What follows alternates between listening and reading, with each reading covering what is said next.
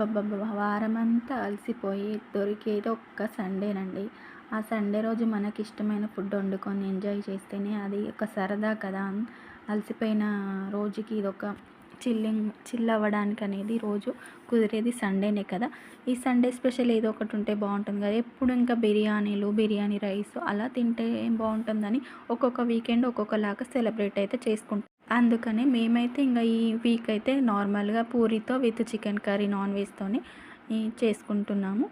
సింపుల్‌గా.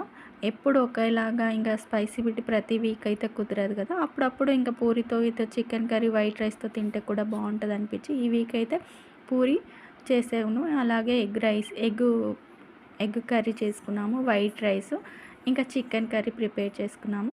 అందులోకొచ్చేసి పూరి ఇంక టిఫిన్ రూపంలోకి అనమాట. నైట్ మిగిలిన చారు, రైస్ కూడా ఉంది కొంచెము. ఇంకా అందుకని మేము మార్నింగ్ టిఫిన్ అయితే ఇంక నేను ఎగ్ కర్రీ, పూరి తినేస్తున్నాను. మా వారికొచ్చేసి ఇంకా చికెన్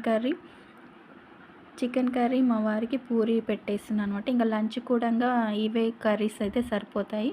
మీరెలా చేసుకుంటారో కామెంట్ అయితే చేయండి సండే స్పెషల్స్. ఈ వీడియో ఎలా అనిపించింది కామెంట్ చేయండి. లైక్ అండ్ సబ్స్క్రైబ్ అండి.